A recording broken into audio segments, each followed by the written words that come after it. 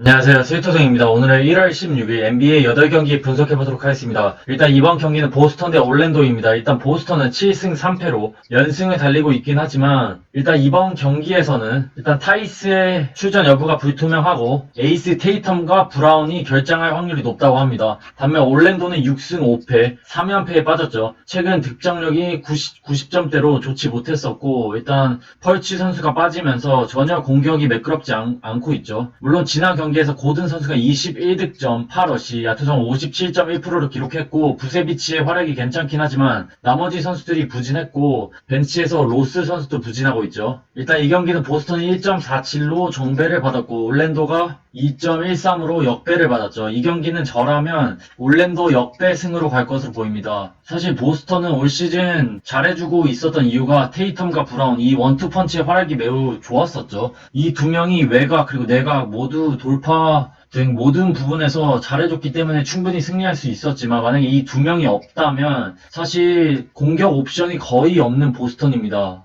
이 둘이 없다면 스마트 선수가 맡아서 해야 될 텐데 사실 스마트는 수비가 더 좋은 선수고 심지어 타이스까지 좋지 않기 때문에 골 밑에서도 부세비치를 막아줄 수 있는 선수가 부족하다고 봅니다. 또한 벤치 싸움을 한다고 해도 로스 선수가 버티고 있기 때문에 물론 최근 컨디션이 좋지 않지만 보스턴은 벤치에서 전혀 득점을 해줄 선수가 부족하기 때문에 올랜도 역배승이 낫지 않을까 싶네요. 그래서 올랜도 승 그리고 더 안전한 픽은 올랜도 핸디 승이 낫지 않을까 싶네요. 그 다음 경기는 클리블랜드 뉴욕 닉스입니다. 일단 클리블랜드는 3연패에 빠졌죠. 지난 유타와의 경기에서 117대 87로 대패를 당했죠. 일단 3점슛 8개 만에 성공시켰고 일단 갈랜드와 섹스턴이 모두 부상으로 빠지면서 클리블랜드도 답이 없는 상황이죠. 일단 지난 경기에서 오스만이 17득점, 그리고 낸스 주니어가 6득점, 도슨이 11득점, 오코로가 12득점을 올려줬었죠. 그리고 심지어 지난 경기에서는 두루먼드까지 빠졌었죠. 반면 뉴욕 닉스도 연패에 빠졌죠. 5승 7패를 기록 중인데 일단 지난 브루클린과 경기에서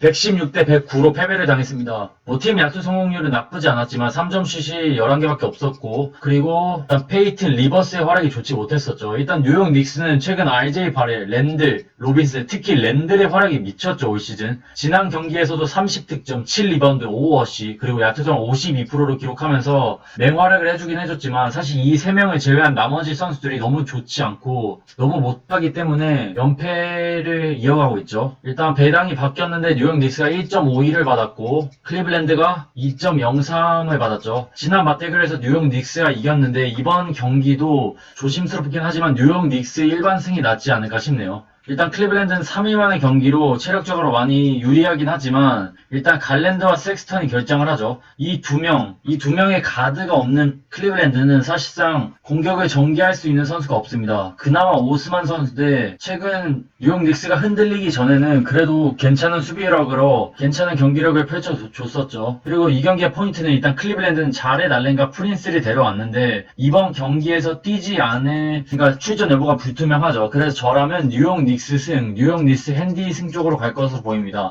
다만 변수가 있다면 만약에 자렛 알렌과 프린스 둘 다 뛴다면 이 경기는 웬만하면 패스하는 게 낫지 않을까 싶네요. 그 다음 경기는 미러키 대 댈러스입니다. 일단 미러키는 8승 4패, 3연승을 달리고 있습니다. 지난 D2와의 경기에서 승리, 3점슛 19개를 성공시켰고 팀 리바운드 48개를 잡았죠. 일단 미들턴이 12득점밖에 올리진 못했지만 아테토쿠보가 22득점, 10리바, 10어시스트로 트리플 더블을 달성했고 홀리데이가 21득점을 올려줬죠. 반면 댈러스도 연승을 달리고 있습니다. 6승 4패지만 그래도 최근 경기력이 많이 올라왔죠. 일단 포르징기스가 복귀하면서 하더웨이와 돈치치의 공격까지 살아난 상황입니다. 포르징기스가 경기력이 그러니까 몸 컨디션이 100%로 올라오진 않았지만 그래도 돈치치가 힘을 내면서 지난 경기에서 엄청난 트리플 더블급 활약을 해줬죠. 일단 이 경기는 미러키가 1.33으로 정배를 받았고 댈러스가 2.52로 역배를 받았죠. 일단 댈러스는 이 리차드슨, 파웰, 클레버, 핀니 스미스가 아웃입니다. 사실 핸디가 5.5밖에 안 되는데 미러키 마엔승에 못 가는 이유가 사실 미러키가 올 시즌 그러니까 시즌이 지날수록 미러키의 화력이 조금씩 떨어지고 있는 게 사실이죠. 다른 선수들의 쿤보에 대한 수비도 조금씩 강화하고 어느 정도 파악했기 때문에 쿤보가 30득점씩 올리는 게 예전만큼은 쉽지 않고요. 그리고 뭐 홀리데이의 컨디션도 뭐 잔부상을 앓고 있기 때문에 조금은 불안하고 디비센조가 구멍이라 조금은 어렵네요, 이 경기가. 그렇지만 이번 경기는 조금 모험을 걸고 댈러스 핸디 승이 낫지 않을까 싶네요. 왜냐면 사실 댈러스의 최근 경기력이 무섭죠. 일단 가드진 싸움에서 뭐 홀리데이의 수비력이 좋긴 하지만 최근 돈치치의 활약이 나쁘지 않고 하더웨이의 외곽도 나쁘지 않기 때문에 충분히 가드진 싸움에서 충분히 댈러스가 우위를 점할 것으로 보이고, 그리고 포르징기스가 조금씩 경기력이 올라오고 있기 때문에 뭐 상대 전적에서도 4승 1패로 댈러스가 쿤보를 상대로 강했기 때문에 사실 미들턴이 미친 3점을 넣지 않는 이상 댈러스가 프레는 가져가지 않을까 싶네요. 그래서 저랑은 댈러스 프레는 승으로 갈 것으로 보입니다. 그 다음 경기는 미네소타 대 멤피스입니다. 일단 미네소타는 3승 8패고 멤피스는 5승 6패죠. 일단 지난 맞대결에서 멤피스에게 118대 107로 패배했던 미네소타죠. 이틀 만에 맞대결을 다시 갔는데 사실 이번 경기는 미네소타가 승리하지 않을까 싶네요. 일단 지난 경기에서 미네소타는 타운즈가 25득점 14리바, 그리고 비즐리가 28득점, 러셀이 25득점을 올려주죠. 이 3인방이 잘해줬지만 그럼에도 불구하고 패배를 했죠. 하지만 멤피스도 모란트가 없는 멤피스라면 그렇게 믿을만한 팀은 못 됩니다. 물론 3연승을 달리고 있지만 지난 3경기 상대가 듀란트와 어빙 없는 브루클린, 그리고 클리블랜드, 그리고 미네소타였죠. 그래서 사실 이 3연승이 크게 의미가 없죠. 그리고 지난 경기에서 3점 슛이 고작 8개였고 오히려 리바운드 싸움에서도 멤피스가 밀렸었죠. 그래서 사실 이 3명, 이 3인방을 믿고 미네소타 쪽으로 가는 게 낫지 않을까 싶네요. 최근 뭐 앤더슨 그리고 브룩스의 컨디션이 그렇게 좋은 편도 아니기 때문에 저랑은 미네소타 일반승으로 갈 것으로 보입니다. 그 다음 경기는 오클라호마 대 시카고입니다. 일단 오클라호마는 5승 6패 2연패에 빠졌고요. 지난 레이커스와의 경기에서 128대 99로 대패를 당했죠. 일단 지난 경기에서 3점 10개, 일단 기저스, 조지, 디알로 모두 다, 그러니까 선수들 모두가 좋지 못했었죠. 반면 시카고는 4승 7패 3연패에 빠졌죠. 하지만 지난 클리퍼스 전에서 130대 127로 패배를 당하긴 했지만 선수들의 컨디션이 매우 좋았습니다. 지난 경기에서 팀 야투성을 61%, 3점슛 성공률이 54.5%였죠. 3점슛 18개를 넣으면서 경기력이 괜찮았지만 워낙 클리퍼스의 전력이 좋았기 때문에 어쩔 수 없이 패배했습니다. 일단 지난 경기에서 시카고는 잭 라빈 선수가 45득점, 57.5%를 기록했고 3점슛 10개를 성공시켰죠. 일단 이번 경기는 오클라호마가 1.80으로 역배를 받았고 시카고가 1.68로 정배를 받았죠. 저라면 이 경기는 오클라호마 역배 승으로 갈 것으로 보입니다.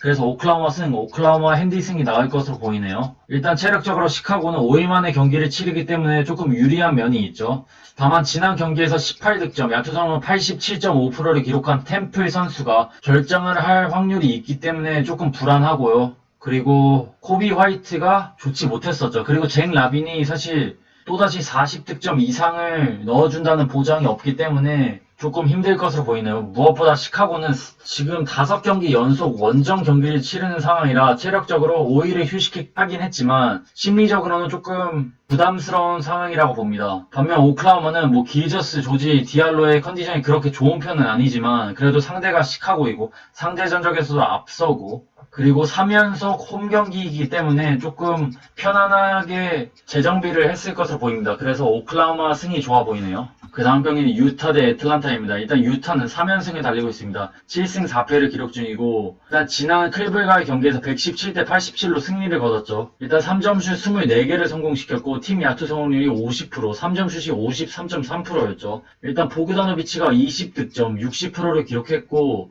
미첼이 27득점, 3점슛 5개, 그리고 클락슨도 21득점, 3점슛 5개를 성공시켰죠. 일단 유타는 최근 고베어가 너무 좋지 못하죠. 최근 고베어의 득점력이 거의 없는 상황이지만 미첼, 특히 콜리가 살아나면서 시너지를 내고 있고 보그다노비치도 괜찮고 클락슨이 괜찮기 때문에 승리하고 있죠. 반면 애틀란타는 5승 5패, 연패를 탈출했습니다. 지난 필라와의 경기에서 112대 94로 승리를 거뒀죠. 뭐 주전들 다 빠진 필라델피아였기 때문에 뭐 이러한 기록들은 크게 의미가 없다고 봅니다. 일단 유타가 1.34로 정배를 받았고 애틀란타가 2.48로 역배를 받았죠. 이 경기는 저라면 그냥 유타 일반승만 갈 것으로 보이고 핸디는 조금 위험해 보인다고 봅니다. 일단 상대 전적에서도 애틀란타가 조금은 우세하고 최근 오닐 그리고 고베어 그러니까 페인트 존이랑 골밑을 지켜주고 있는 선수들의 슛감이 좋지 못하고 득점력이 매우 저조하기 때문에 사실 콜린스, 헌터, 카펠라가 버티고 있는 애틀란타의 라인업이 나쁘지 않고, 그리고 심지어 트레이 영이 또 3점만 터져준다면 충분히 비빌 수 있다고 봅니다. 다만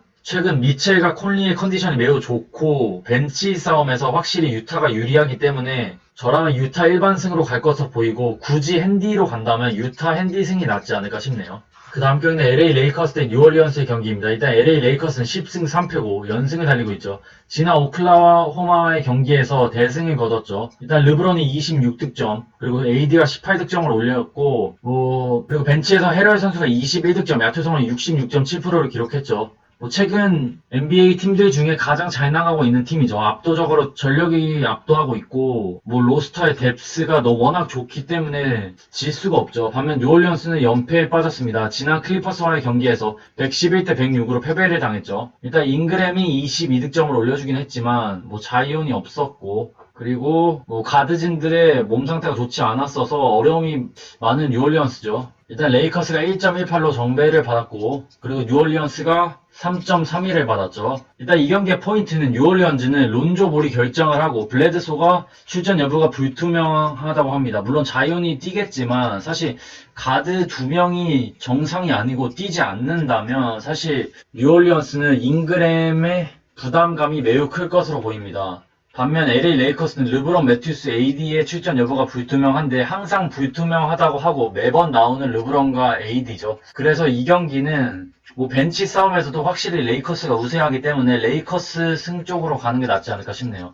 그래서 레이커스 핸디 승이 좋아 보이는데, 만약에 르브론과 AD 이 둘 중에 한 명이라도 뛰지 않는다면 이 경기는 핸디는 패스하는 게 낫지 않을까 싶네요.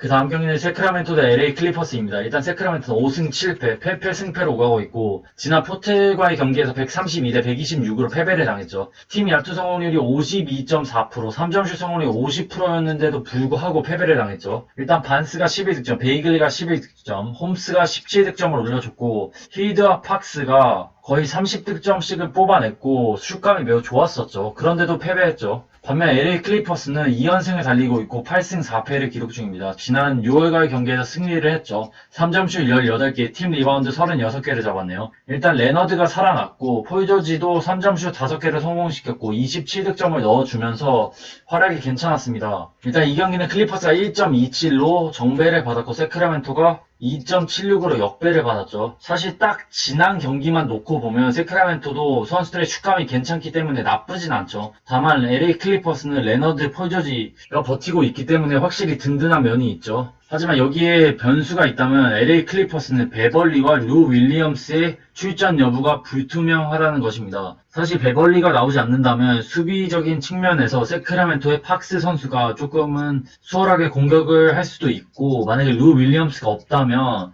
벤치 싸움에서도 충분히 세크라멘토가 비빌 수 있는 상황입니다. 그래서 이 경기는 조금은 위험하네요. 그래도 저라면 LA 클리퍼스 승, 그리고 LA 클리퍼스 핸디 승이 낫지 않을까 싶네요. 그럼 1월 16일 NBA 8경기 분석해봤습니다. 시청해주셔서 감사합니다. 건승 렛츠고!